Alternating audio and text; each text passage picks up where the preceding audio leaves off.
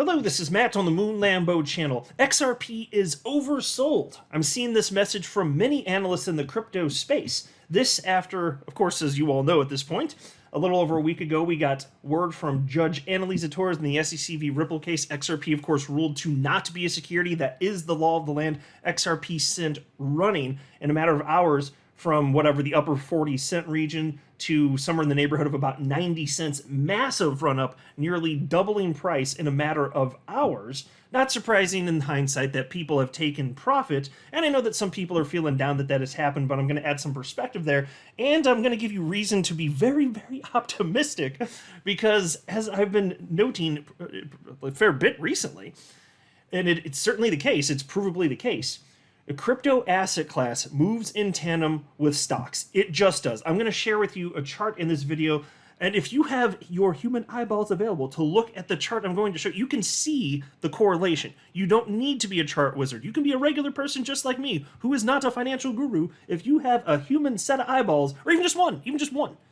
just look at the damn thing and you will see the correlation here. And this is important because we now see even the last of the Wall Street bears capitulating finally. There's a particularly well-known analyst, Morgan Stanley, who has finally acknowledged that his bearish outlook for this year was absolutely wrong.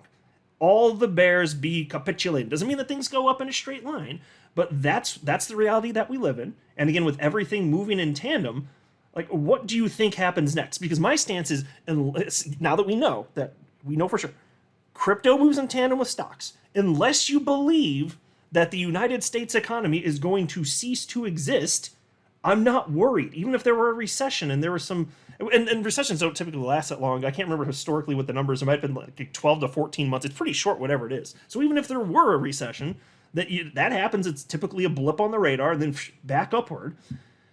But the point is, unless you think that there's going to cease to be an economy, like if the upward trajectory for the stock market, broadly speaking, if it's just, what do you think that means for crypto? And you've got BlackRock jumping in. I mean, you're talking about Wall Street opening the floodgates. My God, and you were here first, by the way. So if you're worried about XRP and you wish that it had been higher, and oh my God, it's not going anywhere, hey, baby girl, just hush them lips, hush them beautiful lips. I'm going to help you out right here. There's no reason to be worried.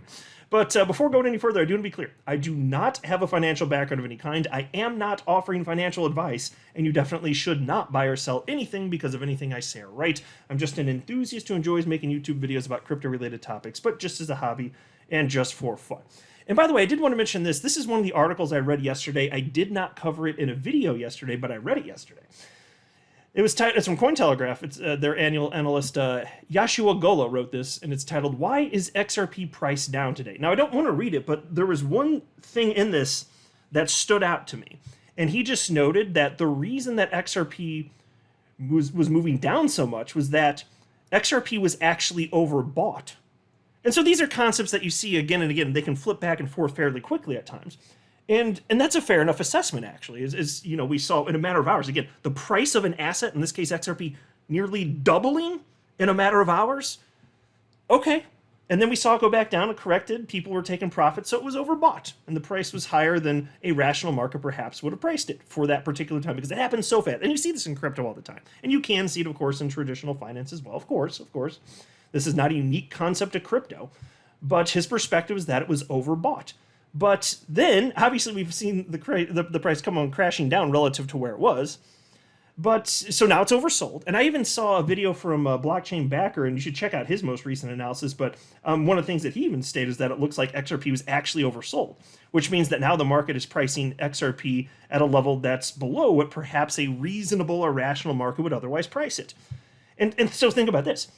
How low did XRP get? Somewhere in the neighborhood of like 68 cents after seeing a high of somewhere around 90 cents after the great news that XRP is not a security. So even with the pullback, even with being oversold, it didn't go back down to the upper 40-something cent region. No.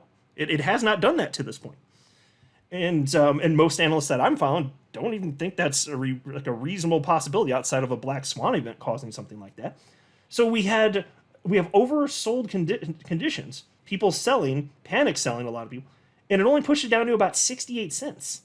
And at the time that I'm recording this, XRP's was, so a little bit shy of 71 cents. So take a look at this. Here's a little bit from crypto media outlet You Today talking about the fact that XRP is oversold. Many altcoins that had been on a roll since the beginning of the month are now falling off the wagon, with XRP being one of them. At the moment of writing, the token is trading at 69 cents, down by 1% over the past 24 hours, and by almost 9% over the past 7 days. XRP's trading volume is in decline as well, as it plummeted 10.76% over the past day. With bears selling, there is a chance of a deeper fall if there is no cushion in the near future. Considering the momentum XRP picked up over the past few weeks, many analysts assume that the coin is oversold, and that's the key part right there. And this is what I keep seeing from multiple analysts. They think, hey, the coin's actually oversold. And then they write, with this perception of overselling, we can expect to see a revival after the bears have satisfied their profit-taking desires. And that is typically what you see. Once a coin is oversold, then the markets just have a way of figuring this stuff out. Then price go up typically. And I'm not saying it's literally a guarantee, nothing like that. I'm talking about concepts here and what is most probable. That's what the analysts are also talking about, what is most probable. It's never a guarantee when it comes to price action. You can always have stuff come out of left field that's going to change what otherwise would have been a pretty damn reasonable analysis in terms of expectation of particular outcomes here. But so from my perspective, and I've said this a few times recently, but it's worth repeating because I firmly believe this. As neat as the idea would have been of just seeing XRP, in a matter of days hit a new all-time high, and I was wondering, like, is that something that's actually possible? And I said many times, and it still is true, obviously, XRP, it's never hit a new all-time high with that Bitcoin running. But it doesn't mean that Bitcoin can't necessarily run here. But the more important thing, though, is that, as I've been wording it recently, it's that XRP is now unshackled. When XRP hit its $2 high in 2021, that's a far cry from its all-time high in 2018, but when it hit its 2021 high of about $2, that's while it was shackled. That's as high as it could reach. But next time crypto runs, XRP's unshackled. We got what we want, so fine. It didn't happen in a matter of days, and it would have been neat if something like that happened, but okay, now we know for sure that's not the case, but we know for sure that it is unshackled. There's nothing actually holding it back, and we know that XRP moves in tandem with broader crypto markets. And I came across this perspective from somebody who goes by the name Crypto Insight UK on Twitter, which is now actually known as X, as you can see where I'm circling if you're looking. Twitter, in case you hadn't heard, Elon Musk rebranded Twitter to just the letter X. And so here is what Crypto Insight UK said, and this resonated with me, and broadly speaking, I agree with the concept, and I think you're going to like this. And it just is true. He wrote, 2 weeks ago, and he's talking about XRP here, 2 weeks ago, we were at 45 cents. And we had no idea if XRP were to be deemed an unregistered security or not. Now XRP is at 69 cents, and we have regulatory clarity for XRP, yet all I can see is negative sentiment still. I see people saying how disappointed they are with price action. This makes me bullish. Without sounding horrible, the market doesn't care how you feel or what you thought or wanted to happen. In fact, the market will often try to make you feel that way, so you sell. Then once you've sold, the smart money is buying.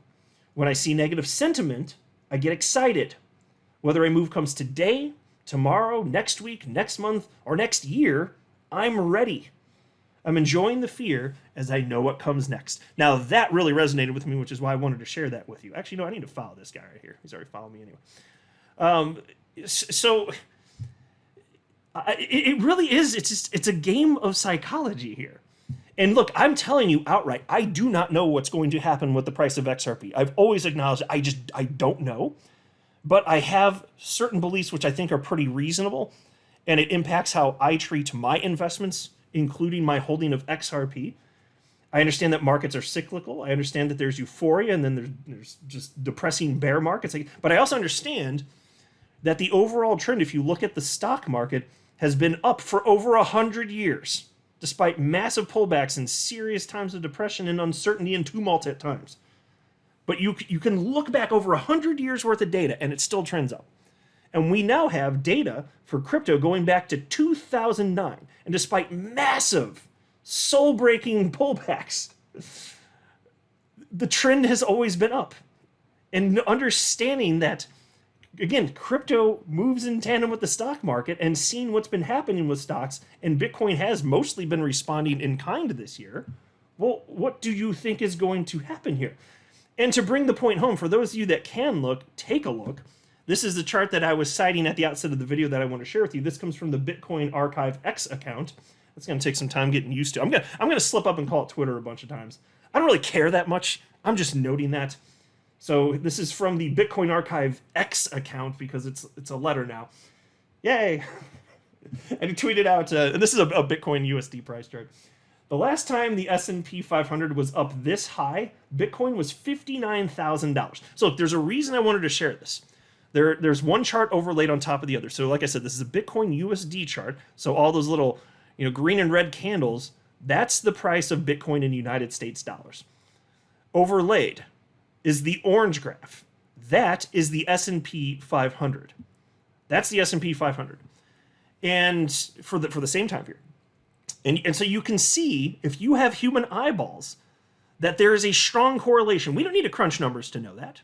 And it's not the case that what happens with Bitcoin or crypto in general, it's not the case that it moves in tandem down to the second, the minute, the day of the week, or even the month. That's not the point. But look, do you see how far of a zoomed out chart this is, going back to, 2018? Going back to 2018? So, I mean, I guess maybe at the beginning part, it's actually getting part of 2017 even. So but my point is, you can see, now that you've zoomed out enough on a chart, even though it doesn't perfectly correlate down to like I said, the minute, second, day, week, all that, it does correlate. And it has. This is what we find here.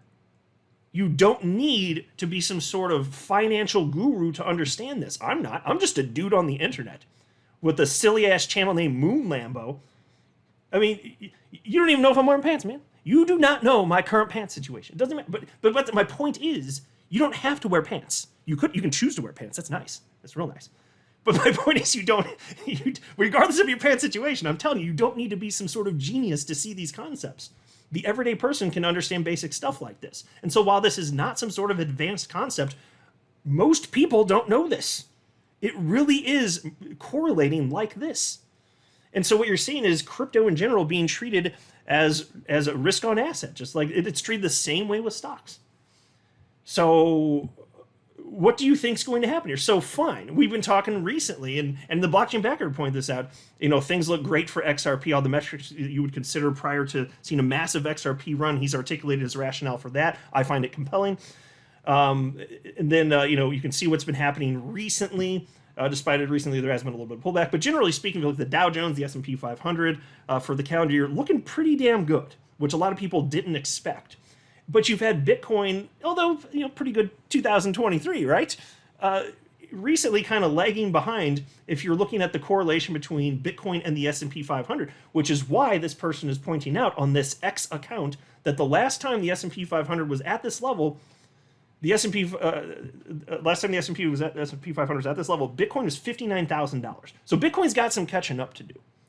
So again, unless you think that we're going to cease to have an economy in the United States, or that it's going to go down and it's going to stay there forever, do you not think that we're going to, despite pullbacks, do you not think that it's reasonable to expect, an uptrend for this over time? Because if the economy is going to do that, the S&P 500 is going to follow, and we've been seeing that for over 100 years now. Is this the moment where it just stops and everything falls apart and never comes back? Because I don't believe that. I'm not a doomsday guy. I'm a realist. So again, now we have that, and then you're looking at XRP, which is the only large cap coin in existence that has legal clarity in the United States. Might that be good for institutional inflows? Might that be good for confidence of retail purchasers, especially when we hit euphoria? Because eventually it's coming. You see the point I'm making here? So to all the people that are like, oh my God, but XRP didn't moon, and I want my Lambo now. Baby girl, just hush them pretty lips, It's going to happen when it happens. You don't get to choose that. And that's okay. Which is why I love my approach, which I apply for myself. You all do whatever you want. I'm just talking about what I'm doing here, which is precisely nothing. After I buy stuff, I just do nothing. Because the people that end up And the people that don't make it, one of the things you see time and time again is they're the type that they get impatient and they feel like they need to be doing something, so they're tinkering with stuff. They're getting in and out of positions. They're doing what they think seems smart at the time. But data just shows, and you can just apply this to equities, and there's Google this stuff. This is true. Like, look it up for equities.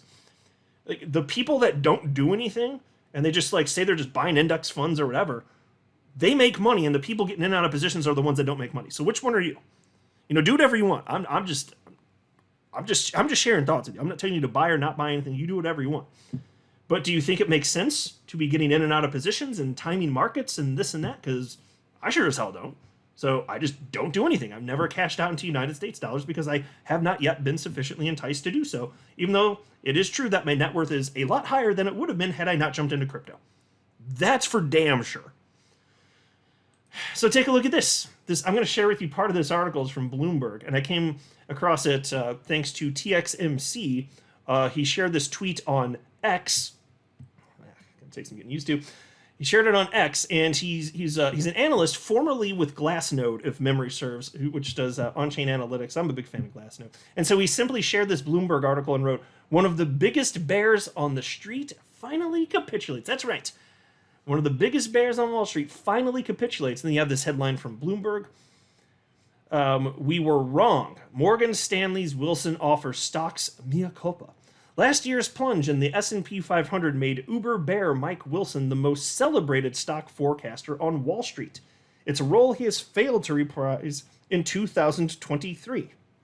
The chief U.S. equity strategist for Morgan Stanley on Monday conceded that he stuck with the pessimism for too long amid a rebound that has left equity benchmarks within spitting distance of erasing last year's decline. His forecast for the S&P 500 remains 3,900, a level that has been left behind in the index's 19% jump to around 4,560. "We were wrong," Wilson wrote in a note to clients Monday.